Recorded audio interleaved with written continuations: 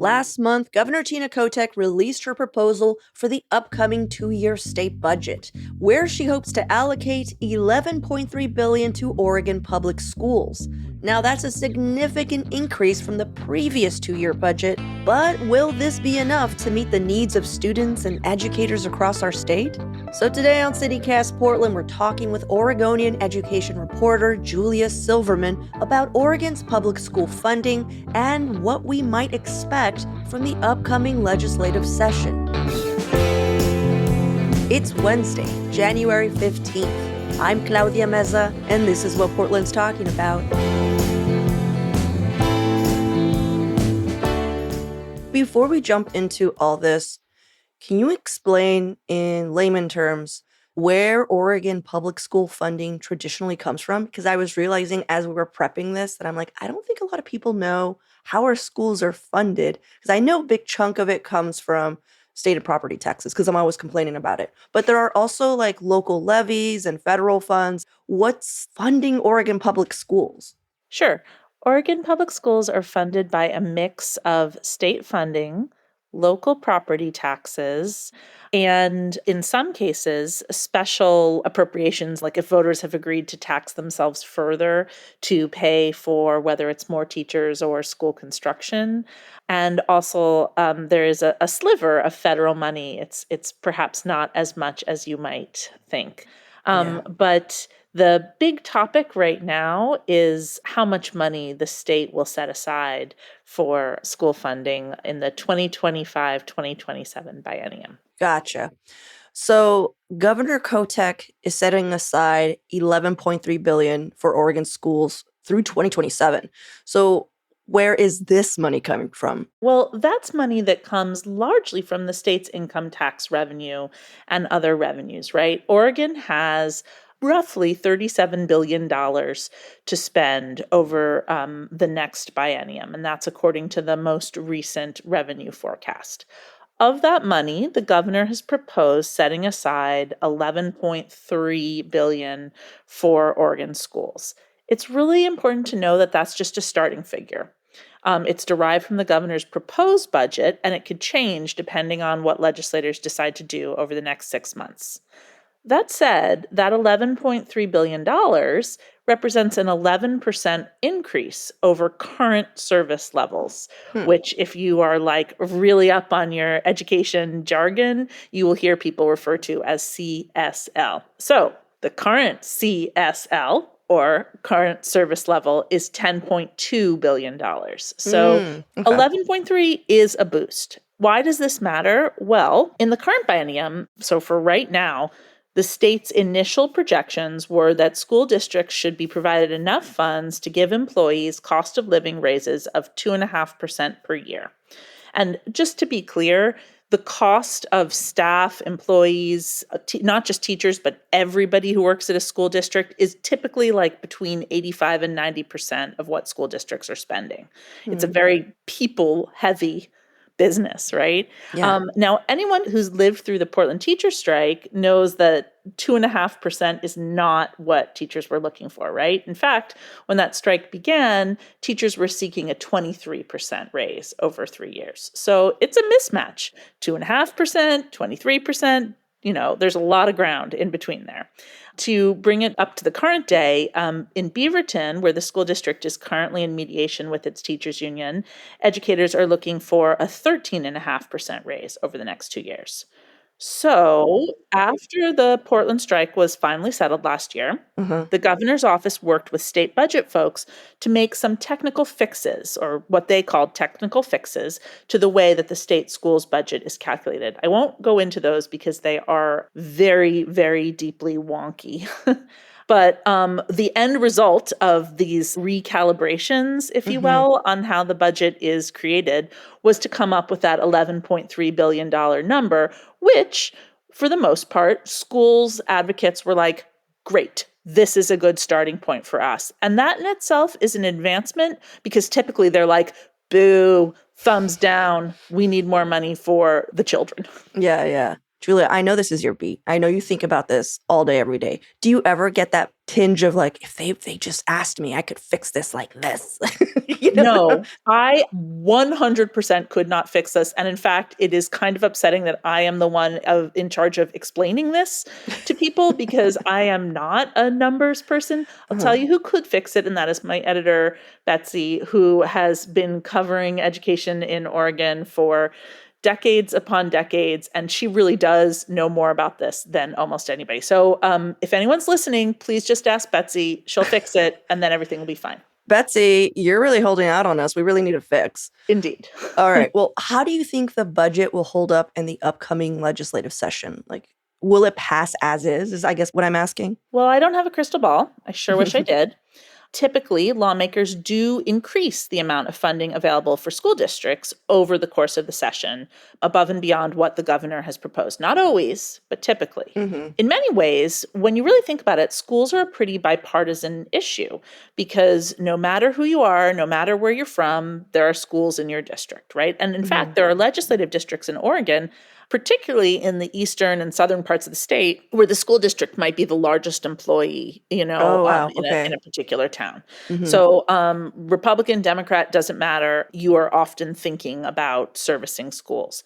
But there are also competing priorities, including there's a huge push for a transportation package this session. And I would say that Governor Kotek's primary focus, and really this is being responsive to where Oregon voters are, is on housing and homelessness services, right? So, the money is not infinite. And if you take from one pot, you got to find it somewhere else. The real test comes in March and then again in June. That's when revenue forecasts come in, and that gives lawmakers the most concrete, up-to-date information from state economists about how much they will have to spend. Of course, that's just a forecast is just that, right? It's a forecast. So that amount can fluctuate, and it's adjusted after the budget is voted and agreed upon because the state's economy is not immune from real-time events. If President-to-be Donald Trump were to, for example, put in ginormous tariffs and the economy were to respond in some type of way, Oregon would not be immune from that. But still, the revenue forecast is a key moment, and it will help us know how that $11.3 billion or more is going to hold up. Yeah. All right, well, let's take a quick break here, and when we return, the other public education-related issues hitting this upcoming legislative session.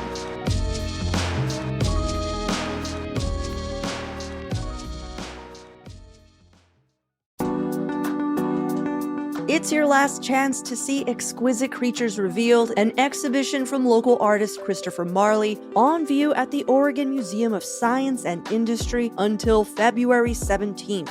Don't skip out on this rare opportunity for a close-up view of 10,000 rare specimens from around the world, which include a 10-foot-long spider crab and a whole preserved reef shark. Audiences are calling this exhibit one of the most beautiful they've ever seen and a truly magical experience. So this is definitely one experience you do not want to miss. You can see Exquisite Creatures Revealed at OMSI until February 17th. Get tickets today at omsi.edu. That's omsi.edu.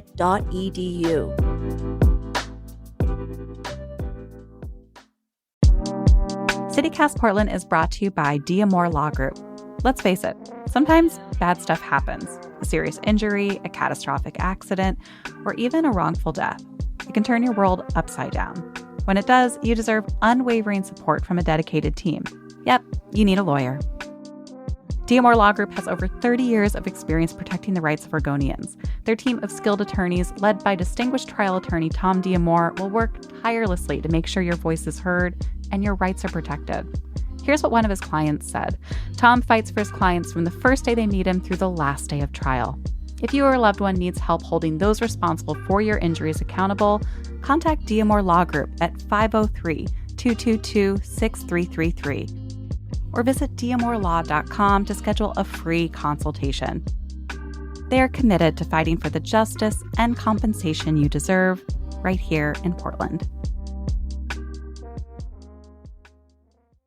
Well, aside from the budget, itself, what specific issues will you be keeping an eye on going into the session? Because I know there's a few other points. Well, schools wise, there is a lot of conversation about raising the so called cap on special education. And I'm going to try to explain that, but I want to caveat there's about 3 people in the state who truly, really understand this. One of them is, of course, Betsy. And I am working on becoming the 4th, but I don't know if I'm there yet. We'll see if my explanation makes sense. So, special education students require more individualized attention. Sometimes that's relatively straightforward, right? You can have a kid who needs to meet with a speech pathologist, for example, once a week. And sometimes it's more complicated. Like you might have a child who needs to meet daily with a reading specialist. So schools receive extra funding to pay for those services for special education students. Many, many, many, if not most, school districts in Oregon have about 14 or 15% or more of their student body who qualifies for special education services. At Portland Public Schools, it's about 18%. But, and this is a big but, the state only sends extra funding for up to 11% of an entire school's population. So that's a mismatch. There's been a movement for years to raise that cap to at least 14 or 15%. And I really feel like there is a lot of momentum for that from this year. It seems like the big push that everybody is uniting behind. But there's a big unanswered question, and that is where does the money come from? And is it additive? Is it new money? Or are you just moving around existing funding and moving it into the special ed budget? I think that is going to be a huge focus this year. And I will say that Representative Courtney Neron, who chairs the House Education Committee, has made this a really big focus. So watch for that. And I am also closely watching the fairly unsexy, but I think super important topic of accountability. So when she recalibrated the school funding formula, which we talked about at the top of the podcast, Governor Kotek said she did so in hopes of cutting down on infighting about funding and moving the focus to outcomes that children are getting. Yeah, how about that? Right? I think people who read my work are probably aware that I've written a lot of stories about, the toll that the pandemic took on whether it's learning to read or learning to do math. It took a really big toll on kids who were learning from home for so long. And Oregon students have been pretty slow to start making up some of that economic ground. So it's going to be interesting to see how much focus is brought to that question. And it is a political one. Oregon's very powerful teachers union, which is a big donor to Democrats, including Governor Kotek, is not a fan of standardized testing, which remains our most universally accessible measurement of how kids are doing. Well, I also heard that, was it early literacy funding was also being talked about because people were like, hey, remember when we were teaching them this one way when it worked? Now it doesn't. Like, what is the funding because we're going back to phonetics? Yes, although that's a pretty baseline way of talking about it. But I do think there will be a big emphasis on early literacy again this year. And reading advocates are hoping to build and expand on the work that has already been done. They have a super ambitious ask, hundreds of millions of dollars. I don't know if they will wind up with that. But I think the reason that you hear so much conversation about early literacy is that if a kid can't read, by 3rd grade, a lot of doors close for them. Reading way below your grade level is correlated with a lot of negative outcomes, including, if you're a kid in school and you can't read at 3rd grade, it's embarrassing, And so in order to maybe cover up the fact that they can't read, a lot of kids start acting out and being disruptive. And that can kind of send them down a cycle that isn't necessarily going anywhere great. Not graduating from school, not getting, a family wage job. A really high percentage of people who are incarcerated struggle with literacy. So literacy is the key. And Oregon has been fairly slow to the movement that you're referring to, which is broadly called the science of reading. It's a little bit like turning the Titanic. It takes a while. Something that I've been interested in is watching to see whether lawmakers really do plan to stay the course on this, knowing that it takes a while, and knowing that you won't see immediate results. For example, think about how early literacy has really started to change for last year's kindergartners, right? So it could be another 3 or 4 years before those guys get to state testing and we really start to see that pay. Gotcha. So we won't really know. Yeah. Yeah. But I can tell you, I am in as many schools as somebody will let me into. And please, if you're listening to this podcast and want me to come to your school to see how your kid is learning, or your children are learning to read, reach out. If you're a teacher, principal, whatever, I'd love to come. And I can tell you that I really do believe that this change is underway in meaningful ways in Oregon schools. Well, what about class sizes? Wasn't that also something that was being discussed just in general? Ooh, I can't wait to see what happens with this one. Class sizes are so interesting. Parents love the idea of smaller class sizes. I'm a parent. I too love the idea of smaller class sizes. Do I want my children to get personalized instruction or personalized attention from their teacher? Yes, I do. Thank you very much. But the issue that we see over class sizes is whether they should be a mandated topic of bargaining with the state teachers union. And that is where things get complicated. So let me take a couple of Portland schools as a good example, because I think it really helps illustrate this. Portland Public Schools follows a model that they call equity budgeting. And that means that you can take a school like Rosa Parks Elementary School in Northeast Portland. And that is a school where PPS spends almost maybe $30,000 per student. There are extra adults in that school because they have determined that the kids who are there need extra focus and extra attention from teachers, educators, and from school counselors, and from social workers. Now, another elementary school across town, say Richmond Elementary, which is a Japanese immersion program in Southeast Portland that has a pretty high socioeconomic population, they may be spending there, far less, like half or less than half of that per student. And that is because those are kids who may come from families who are providing after school enrichment, who are able to read with their kids at night, have the time and the space to provide that at home. And so that's called equity budgeting. Yeah, people who don't have 3 jobs.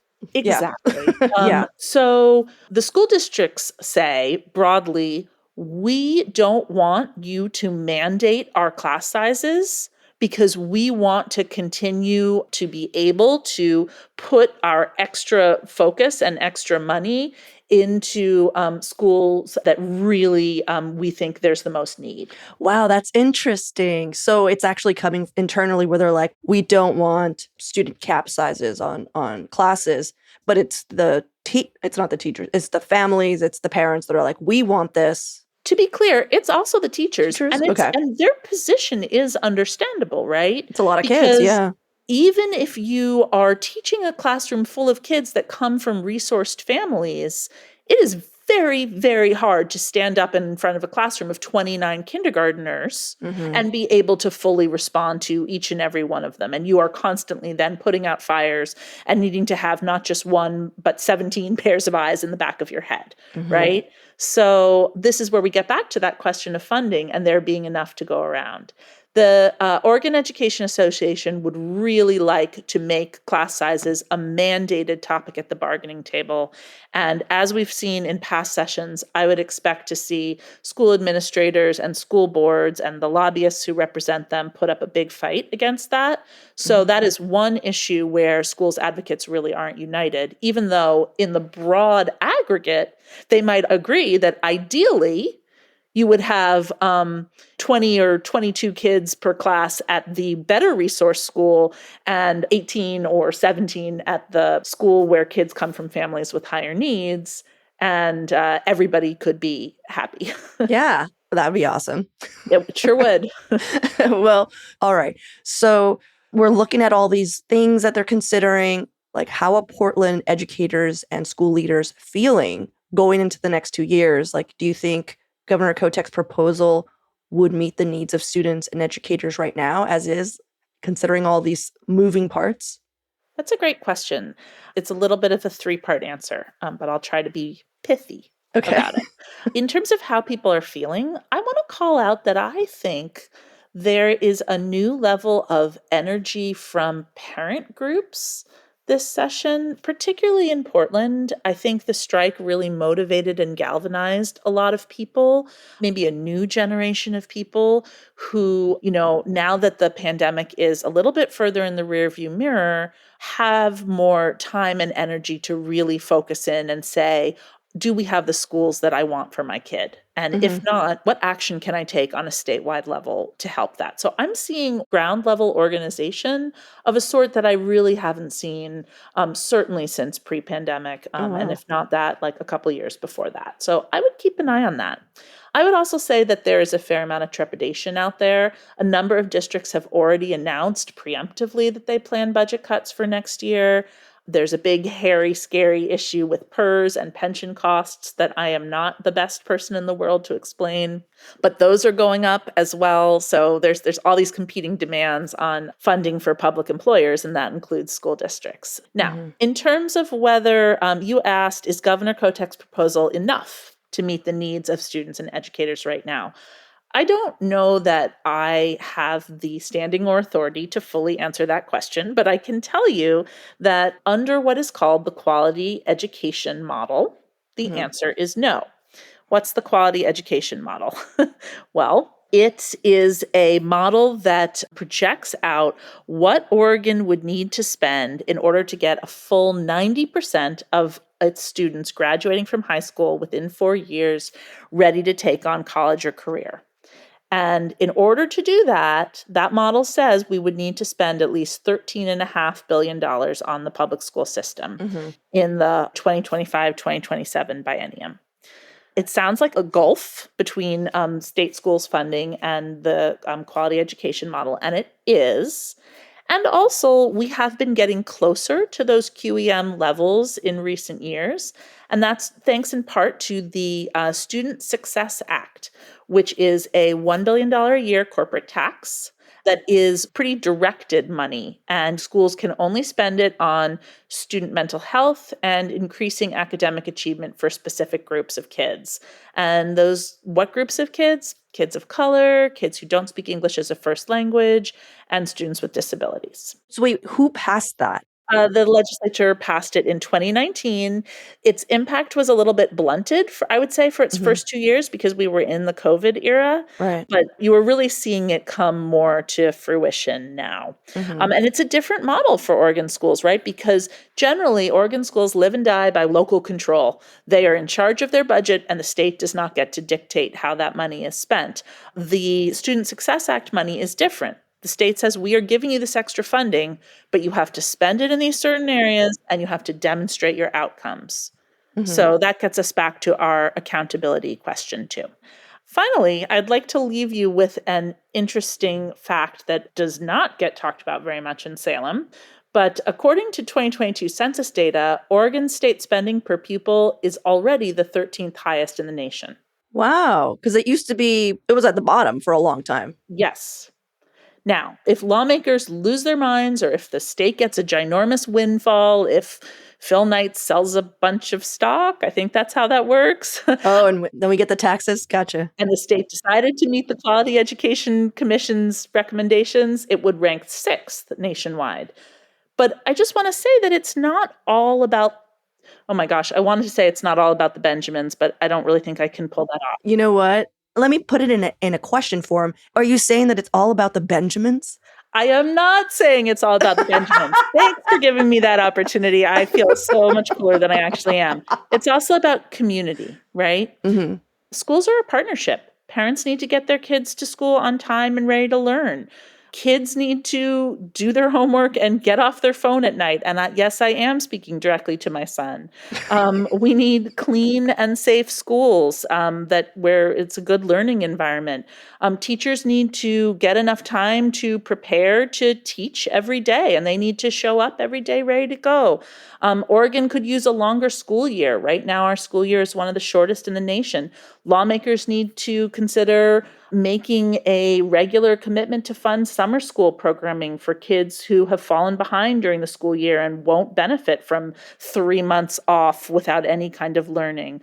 Community partners step up to provide after-school programming around the state. So it's a whole ecosystem, and it's not just about how much money we have. Well, Julia, thank you so much for hanging out with me and breaking this down into pieces that we are able to digest. Because I'm sure there was so much more happening in your head and you're just like, how do I say this so they understand, so these children understand? How do I get through to these kids? Do you know what that's from? More likely, their parents who are probably the ones listening. Yeah. I don't know how many kids there are listening to this podcast. No, I mean, the kids were the parents, It was a stand and deliver. Never mind. Oh, all right. Sorry. Again, I'm just not that cool.